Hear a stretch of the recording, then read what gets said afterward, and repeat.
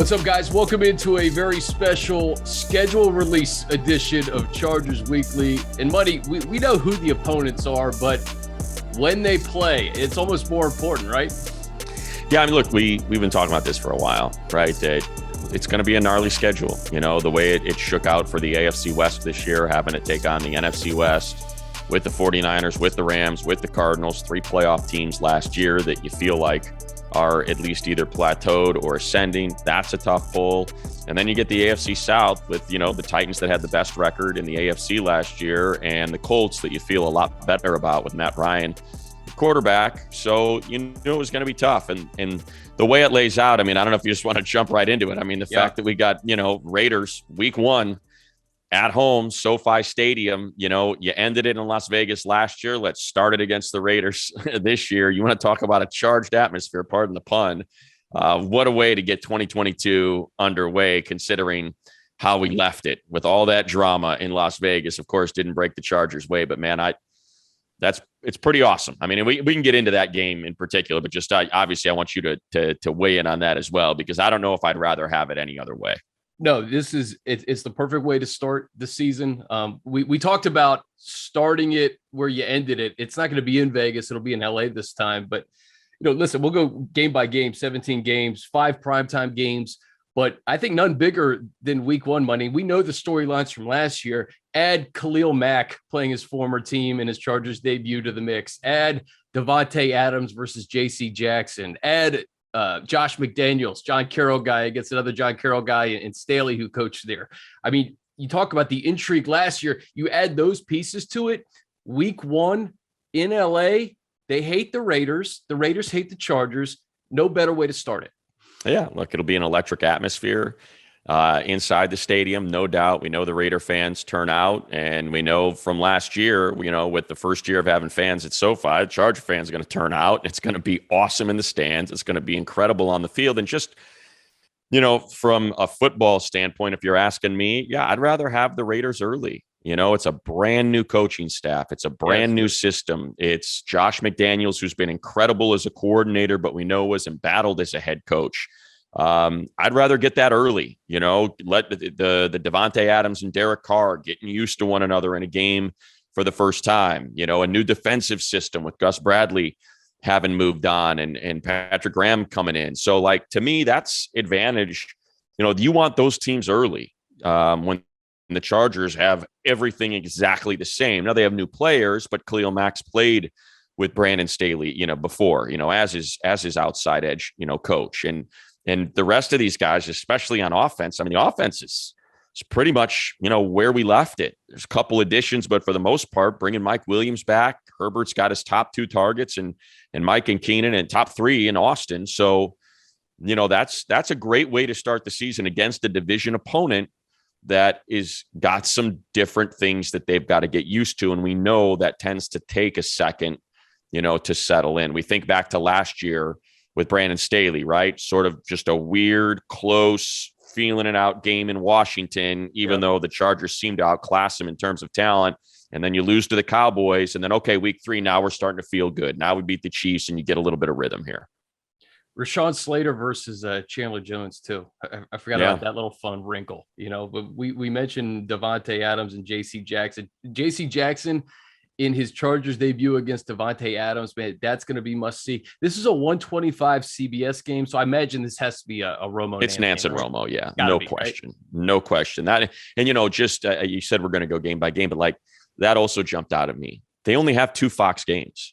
Like it's crazy to me that that's all they have when you think about, you know, look, sandwich right in the middle of the year, and it's Falcons Seahawks. You know, they don't. So it's like, I don't think we're going to see Burkhardt at all this year unless somehow there's a swap that's done.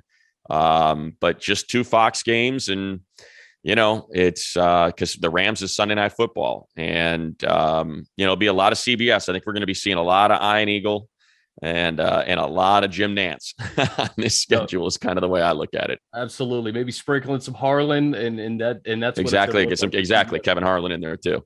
All right, week 2, we knew about this one. Prime Video, Al Michaels, Kirk Herbstreit's debut. Chargers going to Kansas City. I mean, what more can you say about this? This is what jumps out to me, Money. 2 division games back to back. And, we know that, you mentioned in the case of the Raiders, a new coach, it's going to take some time for them to get rolling a little bit. This is the second year of Brandon Staley. It's going to be so important for this team to get off to a good start, a hot start, especially with 2 straight divisional opponents, one being the Raiders, and then you go on the road against Patrick Mahomes and company. Yeah, and look, and I think it holds here as well. No Tyreek Hill. That offense is going to be different. It's all new pass catchers, right? It's Marquez Valdez-Scantling. It's Juju Smith-Schuster. It's the drafting of Sky Moore. So that's going to be different for them. So I think it's good to get the Chiefs early. Now, look, you can say what you want about 2 years ago in Week 17, but the Chargers are 3-1 in their last 4 in Kansas City. They've played well there. They've won on Thursday night there. Think about that epic 2018, 28-27 2-point conversion to Mike Williams win. Was that your favorite call? Was that your favorite call ever? Yeah. Yeah, that was fun. Because it's either you win or you lose. How often you get that in football? One play that is very winnable, and that's the difference from the 2-yard line. You get this, you will win the game. You don't get this. Now, little did I know that the Chiefs were going to be able to win a game with 13 seconds on the clock that they were trailing against the Buffalo Bills in the divisional round. I wouldn't have felt as good about that call, but in that moment, yeah, it was pretty great. So yeah, I think that's a good, and look, it's a home game the week before. So when you're talking about a short week, I know it doesn't happen often, but it does happen where teams will play back-to-back road games, and one of them is a Thursday night, and that is incredibly unfair logistically to a team that has to go back-to-back roadies on a Thursday. So they're home. You have an opportunity to really make a statement in the division in the first 2 weeks of the season. If you can knock off 2 of the 3 other squads in the division, start out 2-0, talk about a way to really set the tone for the rest of the season. That would be incredible. Do I think that's likely? I don't know. I mean, like I said, I think it favors the Chargers from a consistency standpoint, personnel-wise, but it sure as hell ain't going to be easy. No. And you know what? Listen, you're going to have the whole nation watching the first 2 weeks, right? We imagine it's going to be Dance Aroma week 1. It's the first Prime Video game on Thursday night. People are going to be tuned in for that one as well. And I'll say this to your point about these Thursday night games, at least it's week 1 to week 2, right? You don't have a ton of tread on you now at this point. You're still relatively fresh going from Vegas, playing the Raiders to the Chiefs in week 2. So I think that's a positive. We get into the rest of this first half of the schedule. Home against Jacksonville, Doug Peterson and company, Trevor Lawrence, we'll see. And then back-to-back road games, Texans, Browns. Start with Jacksonville. I don't think Jacksonville's a pushover by any stretch, but this is a game the Chargers need to take care of. No doubt, and look, it's depending on how those first 2 go, it's kind of nice to see the next 2 against teams that you would say are in that process of beginning to ascend. They're tearing it down, and now they're trying to rebuild it. A lot of young players, especially on the Texans. But when you talk about the Jags, yeah, I like their roster. I think, we don't know. It's a huge, huge swing. We already talked about the draft, but, Travon Walker over Aiden Hutchinson, I think that benefits the Chargers to have him out there early as he's trying to settle in, whereas Hutchinson is more of a plug and play, what you're going to get type of player. But, those are going to be 2 nasty. So look at that. You got back-to-back. Just go through those 3 weeks for our offensive line, for the Chargers offensive line. You got to deal with, obviously, Chandler Jones and Max Crosby. And we know what Max Crosby did the last time we saw him against the Raiders. That wasn't great. Then you go to the Chiefs and you get, we already talked about how much I like Karlaftis.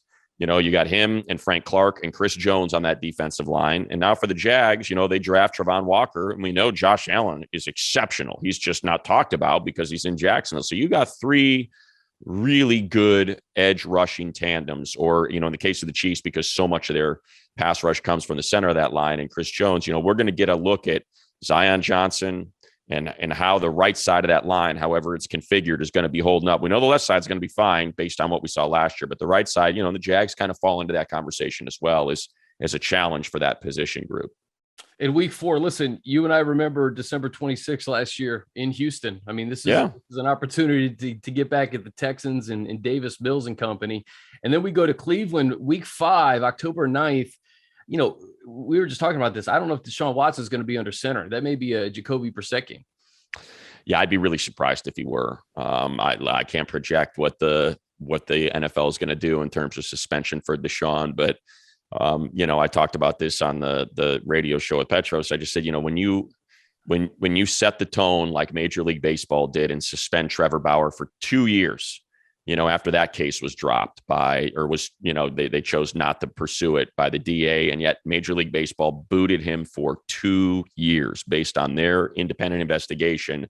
Knowing what we know, I'd be really surprised if Deshaun Watson were there. Now, look, if he is, it's a much better team offensively than if he's not. But look, the Browns still have issues at receiver. They have not replaced Jarvis Landry and Odell Beckham.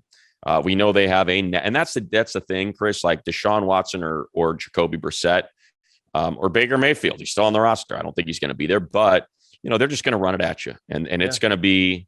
And, we're going to get a real good look. And look with the Raiders as well. They drafted Zamir White. I like him a lot out of Georgia. So we're going to get a real good look pretty darn early as to, how is this rebuilt interior of the line? But that's the one game where I think we'll really see, hey, we know what they want to do. They know that what they want to do, but they're still going to hand it to Kareem Hunt and Nick Chubb, 30, 35 times a game. Can you stop it? So that's going to be a nice little bit of inventory for the Chargers to see how, Austin Johnson and Sebastian Joseph Day and Fehoko and in this rotation, Gaziano in this rotation of linemen, and if Tito's in there, working his way through that. Forrest Merrill, I can go through the whole name salad, but that's what I see there, to be honest, Chris. I see back-to-back road games that are still manageable. Houston's not that long of a flight. And I'm not saying this for like our own benefit because we have to travel. It's been proven. Warren Sharp does a bang-up job of pointing out teams that have to travel X number of miles on back-to-back weeks, the type of disadvantage that they're at when they have to play an early window, because both of those are early window contests. So those are both 10 a.m. starts.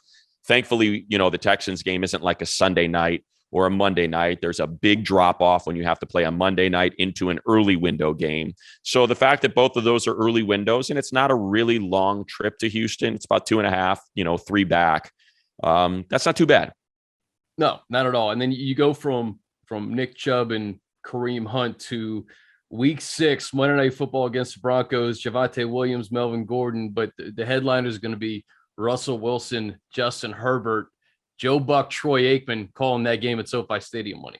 Yeah, and again, I don't want to bore the people listening with so much logistics talk, but love that that's on a Monday night because you're coming off of Myles Garrett, who we know was an absolute wrecking machine against Rashawn Slater, and you get Rashawn the extra day before he's got to deal with either Randy Gregory or Bradley Chubb. So I love that you get that extra day in there for Slater to just get a little bit more recovery time, knowing that those are two of the best pass rushers he's going to see all season long. So that to me is a benefit, having that on a Monday night, getting that extra day. And also, for the defense, because we know Russell Wilson, as talented as he is, as incredible of as a quarterback as he is, he's always been a run-heavy offense quarterback. And we know what Javonte Williams, the lumber that he brings. They just re-signed Melvin Gordon. We know he's a big back that can really put it on you. So nice, again, just for that defensive front to get back-to-back games with an extra day of rest against very similar teams, I think, in the way they want to play. Do you like the fact that 3 AFC West games are in the first 6 weeks? It's interesting the way it shakes out because remember last year they were all at the back end of the season. This year they're all at the front. So, gosh, it's interesting. The 1 and 2 is interesting. I think it's very odd that the NFL chose to do that, especially with one of them on a Thursday, to have the Raiders and Chiefs so early in the season. You're going to have to play those 6 games regardless at some point. So the fact that you can kind of take some inventory and maybe see, what's the rest of our season look like, knowing what we've done in division so far against each of our opponents, where are we at? I do think there's something to be said about that. And look, I guess this is the best way to put it is I'm kind of meandering for an answer here and I'm waiting for it to come to me. And I think it just came to me. If you tell me we get to play those 3 teams and every roster is at full strength because it's early in the season and they're healthy, I'll sign up for that. Yeah. I'll take the Chargers roster against any of those and feel pretty good about it. So, Yeah, you know what? I am good with having those early because it means you're more likely to be 100% healthy. And I'd rather have all those teams be healthy, taking one another on with the Chargers roster. Yeah. The reason I asked that is I'll never forget, and you probably see this too all the time. Like at the beginning of seasons, Kevin Harlan says that he doesn't really pay much attention until mid-October because of penalties and because people are figuring each other out. And I say that because the Broncos game is October 17th. By that point, you play 3 division games. But I agree with what you're saying. Listen, the Raiders are going through a new transition here with a new coach. The Broncos have a new quarterback. The Chiefs offense isn't going to look the same. New coach there too. The Chargers seem to be the most equipped early in the year to try to carry over what they did last year. And, I say go for it, right? First 6 weeks of the year. Yeah, like I said, you got no Tyreek Hill in Kansas City, new coach, new coordinators in Vegas, new coach, new coordinators, new quarterback in Denver. Now, by week 6, they should be settled in. You'd think by then they're feeling pretty comfortable and they kind of know what works, what doesn't, and they've adjusted. But at the same time, like I said, just hopefully Chargers roster's healthy. And if that's the case, I feel good about them going into any game on their schedule. Week 7, home Seattle Seahawks, the Uchenna Nwosu Bowl, maybe, I guess. There you go. Right? Drew Lock or Geno Smith under center at this point as we tape this? Yeah, I'm still waiting for that. I feel like that's going to be Baker Mayfield. I really do. I just don't know how you choose to have Drew Lock or Geno over Baker. They seem to love Drew Lock unless they're Hey, good for the Chargers. We've seen enough Drew Lock to say, great, we'll take it. I feel like that's going to be Baker just because he comes from this run heavy play action offense, Stefanski that they were running in Cleveland. It just seems to make too much sense. And we know Pete has always, before he found Russell Wilson, just think about all the swings he took at quarterbacks, just constantly. Whitehurst, Matt Flynn, Tavares Jackson. He was always bringing dudes in, and I just don't know how he goes into a season saying, yeah, we feel good about Drew Lock or Geno Smith being the starter, and neither are making that much money. But, look, it's Pete Carroll's return to Los Angeles. That'll be a big deal.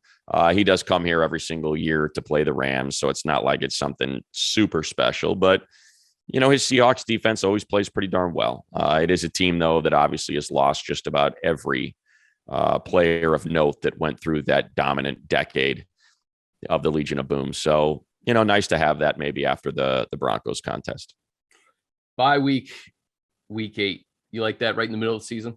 Perfect, yeah. Right? I mean, could you ask for anything better? I guess if you want to nitpick, week 9 would be perfect because it would be exactly in the middle, but we'll take week 8. And it's nice considering what we're about to get into and what the back end of that looks like to have that bye and try to get rested up for what is a pretty gnarly gauntlet starting in week 10. Yeah, that gauntlet for the next 5 games coming out of the bye on the road, and the one home game that's sandwiched right in the middle is the Chiefs in week 11. But let's just start going from west to east. At Atlanta, November 6th, Monday. This is the second Fox game. This is a game coming right out of the bye that hopefully you could start the second half of the season on a solid note against the Falcons. Yeah, look, you never know. Teams can surprise you, but it certainly appears as though the Falcons are in a full teardown rebuild. They're just collecting talent. The fact they didn't take the quarterback kind of tells you everything. They were just looking for. They took obviously Desmond Ridder, and who knows? Maybe he may be the starter, and maybe he'll be the starter. Over Marcus Mariota. But this is a team that's just trying to piece it back together. They had a lot of bad contracts. They tried to run it. Thought maybe they had one more shot at it with Matt Ryan and the way they drafted Kyle Pitts last year. Now, look, that's going to be a challenge trying to account for Kyle Pitts and Drake London and how big those guys are. But at the same time, we don't have to spend I don't want to disrespect the Falcons. We know the Texans got the Chargers last year, and anyone can get got, as they like to say. So just in terms of the way it looks on paper, great. You come out of the bye. It's a long road trip, and it's your longest road trip of the year. And it's against a team that looks to be kind of have their eyes set on 2023, 24. Yeah, can't be sleeping coming out of the bye against the No. Falcons. That's the one thing. No, that's a great point. Yeah, make sure you're ready to go. Every team can, like we said, any team can win any given Sunday in this National Football League, as they like to say. This next one has some juice at San Francisco, Sunday Night Football, first NBC game. A lot of fun storylines in this one. The Bosa brothers. We got Anthony Lynn on the sidelines, the assistant head coach of the 49ers. Trey Lance, probably the starter, although we don't know if Jimmy G will still be there at that point. And this is a short flight for the Chargers, money. And it should be a lot of fun against an NFC opponent. Yeah, and again, it's back-to-back roadies, and this one's even a little. You get the break of it's a little bit later. It's a Sunday Night Football game instead of an early window game, so you get a long flight home from Atlanta. You probably get home midnight, 1 a.m., right around there at 2 a.m., and you get a 49ers. That's a 50-minute flight, and it's going to be a street fight. We know what the 49ers defense looks like. We watched them all last year. They needed all of 13 points to beat the Packers in the divisional round. That's how good that defense is against that freaking offense with the MVP of the league. And they're able to shut it down to the tune of we scored 13 points and we beat the Packers in Lambeau. I think that pretty much says it all. Bosa. Yeah, you could call it that. It's Armstead and Bosa. Maybe it'll be an old friend alert. They re-signed Jason Verrett. They're trying to make that happen every single year, and every year he keeps getting hurt, but it's a tough one. Kyle Shanahan's, one of the best play callers in the league. His offense has put an incredible amount of pressure on you. And we just know how talented, that DeMeco Ryans defense is. They did not miss a beat after Robert Saleh left for New York. We should note Sunday night games between weeks 5 and 15 could be flexed. This is a potential game that could be flexed, although I don't see. I'd be very surprised. Yeah, look, things being in a flex position at that point. Things would have to go horribly wrong because I would assume even if the 49ers are sitting at 5-4, 4-5 or whatever, just the idea of having Justin Herbert on Sunday Night Football would have some appeal. Absolutely. All right. The next one is the Chiefs. This will most likely be another Nance Romo game, 125 CBS. And listen, you circle it every year, money, right? November 20th. This is right in the middle of the year. I think we'll have a pretty good idea of what the AFC West looks like at that point. If it's all jumbled up, if one team gets the injury bug and maybe is a little bit behind, but I expect both the Chargers and Chiefs to be humming on all cylinders November 20th.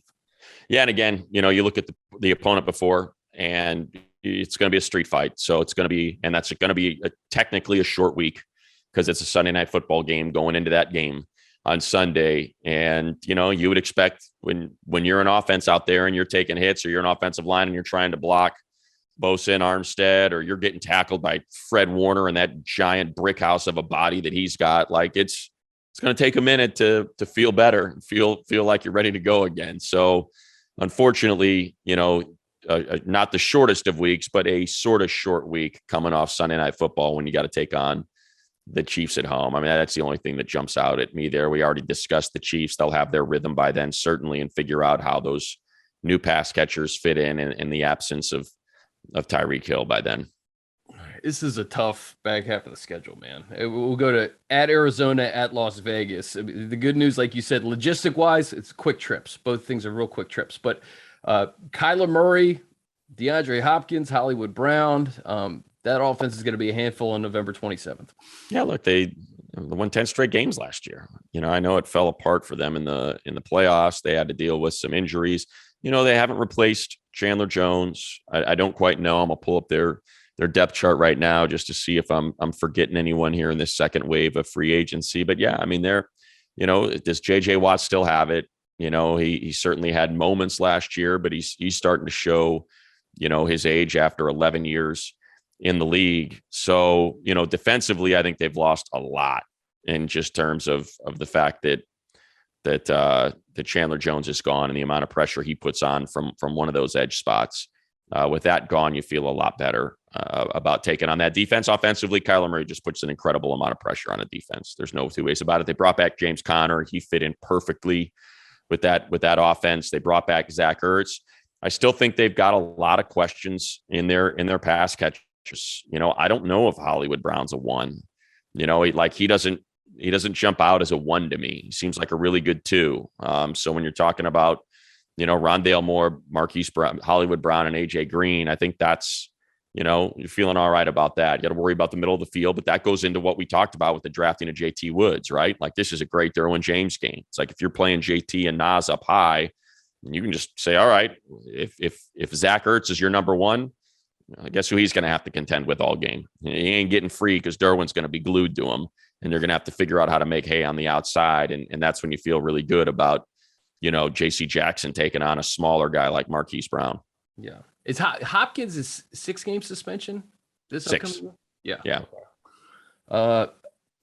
Yeah. So December 4th. December 4th is the Raiders' money, and December 5th, 5 opponents in the AFC West will have been played. So I think the Chargers will have a very good idea where they stand in the division, if they can win the division, depending on what happens in those first 5 games. Then you have a whole month to go before playoffs begin. Yeah, still 5 more games after that. And again, look, it's 4, you said it, it's 4 road trips in 5 weeks, but 3 of those 4 road trips are less than an hour away on the airplane.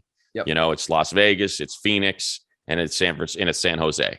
So yes, that's for other teams. And I cannot say this enough. There's not a lot of sizzle to it, but logistically, this schedule has done the Chargers a lot of favors. It works for them logistically to be playing this level of opponent, and I know we'll get into them individually, but from week 10 on, 49ers NFC Championship game, Chiefs AFC Championship game. Arizona had the best record in football through 12 weeks. Raiders made the playoffs. Miami was the same record as the Chargers at 9-8. Tennessee had the best record in the AFC. The Colts, we feel like at 9-8 last year with Matt Ryan at quarterback, are going to be in the playoff conversation. Super Bowl champion Rams, and then the Broncos to close it out. Like, that is a freaking gauntlet. So to not have logistical nightmares on top of it helps the team a lot. It's very manageable, I think, is the best way to put it. As we talk out the second half of the schedule, man, it makes the first half so freaking important. Like those first 2 games against the Raiders and Chiefs, man, you got to get to 2-0. Find a way to get to 2-0. Even if you're 1-1, Jacksonville, Houston, Cleveland, potentially without Watson, Denver at home on Monday night, in the Seattle Seahawks. You gotta sweep that, man. Yeah, you get really some do. equity, get some win equity in there. No doubt, get some win equity and feel a lot better about getting into that. Now, remember, when you get into the back end of the season, things can change considerably. Think about Arizona. We just mentioned, what did they start last year? 10-0, I think. Yeah. And then Nuke goes down, and Chandler Jones is dealing with some issues. Their offensive line gets banged up, and they limp into the postseason. So things can change on the back end of the season. Is Tennessee screaming for Malik Willis at that point? Has Ryan Tannehill not played as well? They've got no AJ Brown. Is Derrick Henry going to start showing where, by that time of the season? So things can certainly change when you get to the back half of a schedule. And that goes for the Chargers as well. But yeah, I mean, as it stands today on May 12th, it's a pretty hairy, weeks 10 through 18. Yeah. You bring up a good point. We're doing this in May. You don't know what's happening with injuries. Every team's different from year to year, but just on paper, because this is all we got right now. That back half is tough. And we go from back-to-back road trips, Arizona, Vegas, to 3 straight AFC opponents that are probably all playoff contenders. Miami, December 11th at home. Tennessee, December 18th at home. And then we'll get into at Indy Monday night. But let's just start with the Dolphins. A new-look Dolphins team. Tyreek Hill, you can't avoid him. You'll see him in Miami with Jalen Waddle on the other side. A pretty good running game and a new coach from that Kyle Shanahan tree. Yeah, look, that to me, of all the games right there at the back end, that's the one I circle as a flex alert possibility. If the Dolphins are playing well and the Chargers are playing well, then that's one where I could see getting flexed. That can end up being a Sunday Night Football game. I just think it's that big. The fact that Miami has been taking so much incoming for passing on Herbert to take Tua, they feel like this is the year with this coach and, signing Teron Armstead, getting, those tackles settled, Eichenberg in his second season and getting that kind of right at the offensive line. You're going to see the Tua that we thought we were going to get. And if that's the case, if Mike McDaniels is brilliant of a play caller as he's billed to be the next Kyle Shanahan, then that's going to be a serious sizzle matchup. We know the defense has been really good. Now, will it fall off with the departure of Brian Flores? Maybe. I wouldn't be surprised if it did a little bit. But that's one I circle and say that could be of all the ones that I'm looking at in the back end of the season, that because CBS ain't going to let go of the Chiefs game. They already let go of the one to Amazon on Thursday night. So that's not happening. The Raiders, I guess technically that could be one that could get flexed. That wouldn't surprise me. So those are your two. Those two back-to-back weeks could end up being your Sunday Night Football games. Yeah. And then December 18th, the Titans in a loaded AFC. I think everybody forgets they were the number one seed just because maybe they're not as sexy as some of these other teams. But you're right, though. Derrick Henry in mid-December, no A.J. Brown, Treylon Burks in the mix now. And is Ryan Tannehill going to be able to keep them afloat? They have a pretty good defense. It's just another game where if we talk about the AFC West and you've played 5 division opponents already, if you're in the wild card hunt, you may be competing with teams like the Dolphins and the Titans. Yeah, and look, the one thing about the Titans, that defense is good.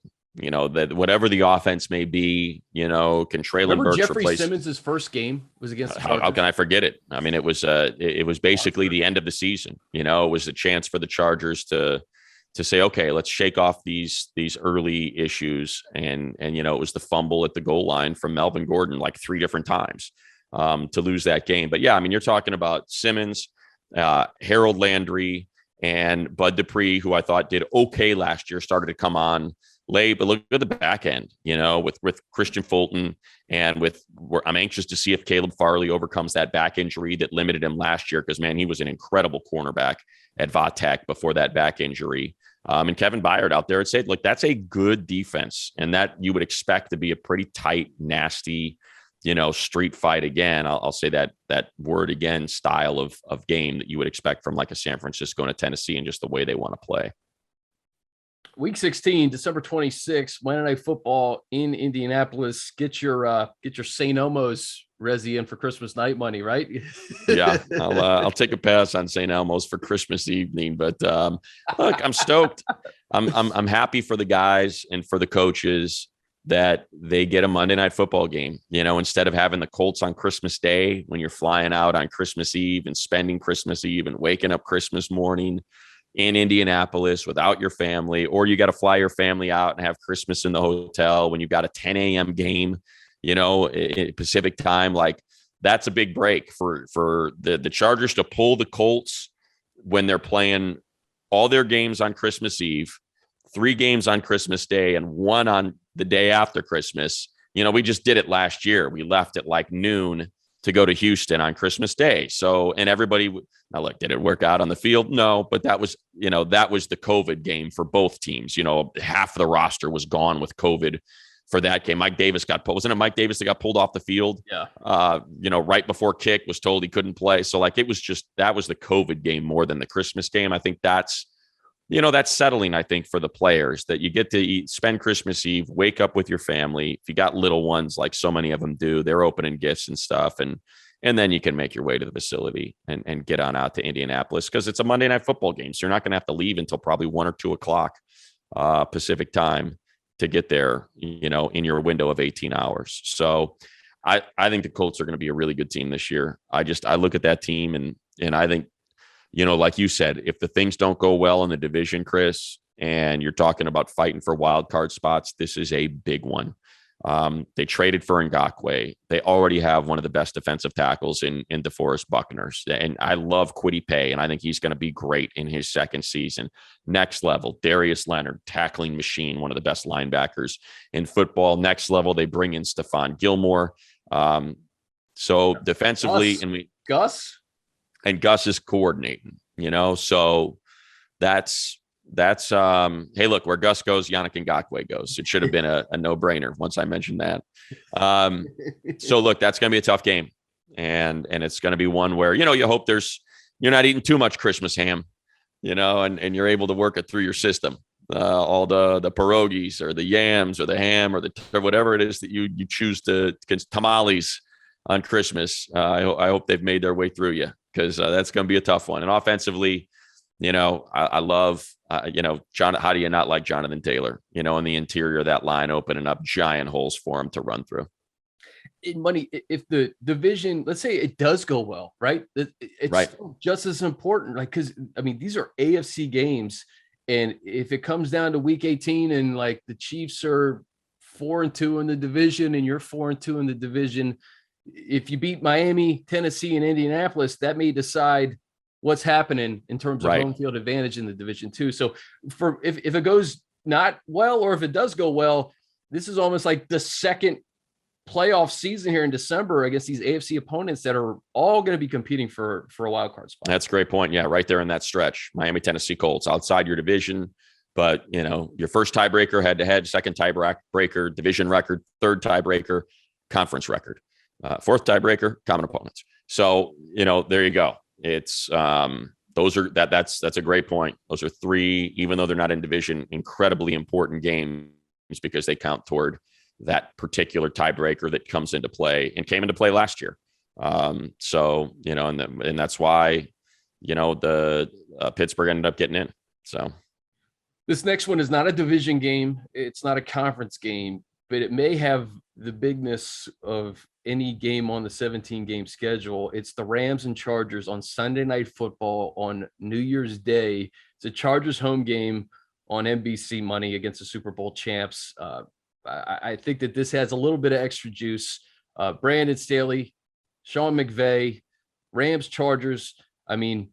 This is a great way to kick off 2023. Yeah, look, I know maybe I don't know if you would call it petty or what, but yeah, it's the biggest game on the schedule to me. It really is. I get the Chiefs and you want to win your division, and the players won't say that, and that's fine. They're the players. They can say the Chiefs games and the Raiders games and the Broncos games are all equally the biggest games on their schedule every year. But to me, this is the one. You both play in the same stadium. The Rams just won the Super Bowl last year. The Chargers are trying to climb that mountain in Los Angeles as well. We know it's all about winning in this city. And, I don't think anyone would argue that the Chargers have the more exciting team with the way they play, specifically on offense, that they've got more sizzle by having Justin Herbert. And Derwin James, if you want to play the Aaron Donald card, I'll put, Aaron Donald's the best player in football. I'm not going to argue that. But in terms of who do I want to watch play defense, I like watching Derwin James and Joey Bosa play defense just as much as I like watching Aaron Donald. So, it's a huge game, and it's beyond the field. It's a game that is beyond the field. This is how, this is our roster, and I'm speaking for the Chargers, I guess, which they probably don't want me to do. So I'll just say this is the Chargers roster. This is what it looks like when Justin Herbert takes the field. This is the style of football that Brandon Staley coaches. And you can compare and contrast with what's going on the other sideline. And for someone calling the game, it's very exciting. Oh, I bet.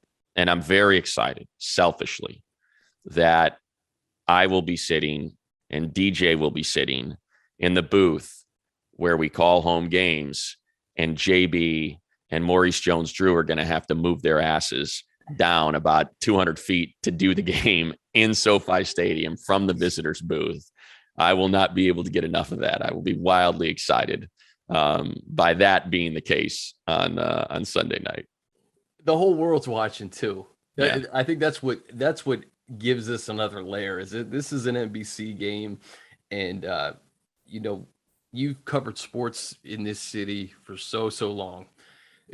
If the Chargers can put together an awesome season, and then in week 17 take care of the Rams en route to the playoffs, this takes you another jump here in the city.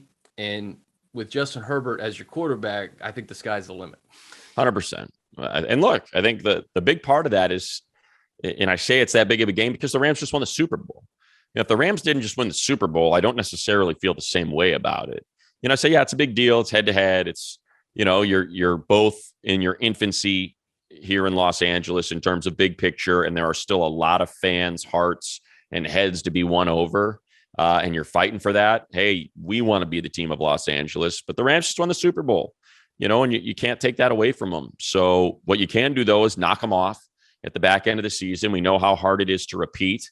And we also know, because like you said, I've been doing this a long time. I'm an old man. But I remember. I wasn't saying you were old. Yeah, you said it. It's okay. Very you wise. said it. Very wise. I think about the Ben Howland UCLA teams. They went to back Final Fours, and there just wasn't a lot of juice there because of the style that they played. Now, when you look at the names that were on those teams, it should have been, with Russell Westbrook and Zach LaVine and Kevin Love, or not Zach LaVine, but Kevin Love and Russell Westbrook and those guys out there, Aaron Aflalo, like they should have had sizzle, but they just didn't because of the style of play. So to have the Chargers play football in the manner they do, with the players that populate this roster currently, that's an exciting game. And I think it could go a long way every single week I would show up at SoFi Stadium. I was treated to, a wildly entertaining product every single week. The Steelers game, the Browns game, the Raiders game, the Chiefs game, and then when we went on the road, it was the same, the Raiders game to end the season, the Chiefs game in Kansas City. It's just the Bengals game. Yeah. They're just a fun team to watch. And I'm excited that you're going to be able to do it. And the Chargers,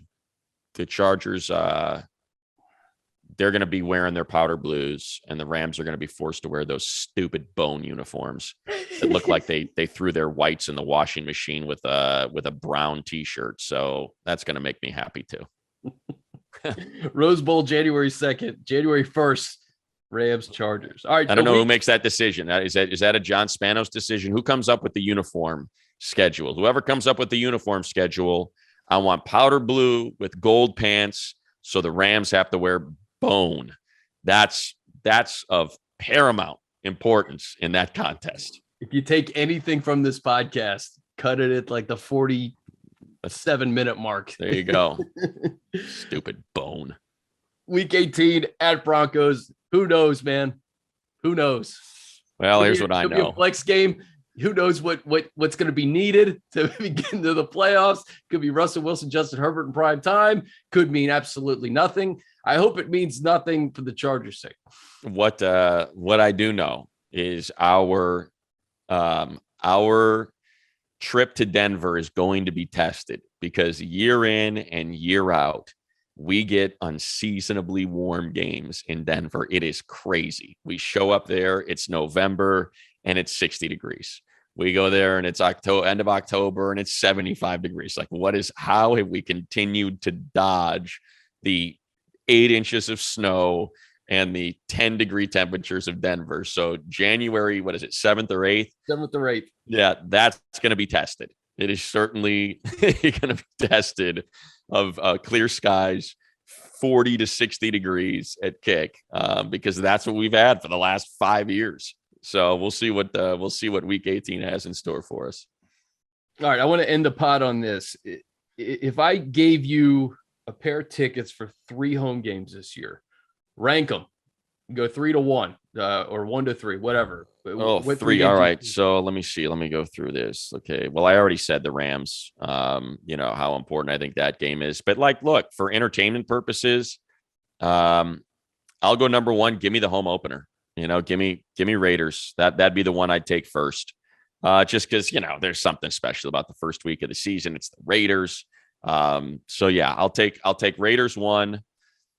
And then I will take, then I'll take the Rams, take the Rams 2, and I'll take the Chiefs 3. Otherwise, I look at the Jags, the Seahawks. You got Miami in there. I wouldn't mind seeing the Tua versus Herbert Bowl. That could be fun, actually. And I do get to see the Chiefs every year. So yeah, you know what? I will spurn the Chiefs for the Miami game, because I'll have already selfishly seen them in. Yeah. So let's go. Raiders would be my number 1, Rams my number 2, and let me get out there, see that teal of Miami and the Tua Herbert Bowl. All right, I had mine written down already. I have Raiders 1, week 1. I have Broncos 2, because it's Monday night. Wilson. Russell Wilson. Week that's 6. true. Primetime game. Those are always fun. Yeah, you know what? I'm going back to the Rams because it's Sunday Night Football. There's something about primetime that's a lot more fun. Yeah. And then 3, I had the Rams week 17. And There you go. I don't know, just talking about it makes me kind of want to move it up a little bit more, but we'll keep it with those 3. Rams, Broncos, Good home schedule. Raiders, Broncos, Rams. Good home schedule. Obviously, the AFC West is a gauntlet. You got those 3 games, and then you got the Rams, the Dolphins, the Titans that were the best record in the AFC last year. You get We to go both see didn't King have the Henry. Chiefs. We both didn't have the Chiefs in the home schedule.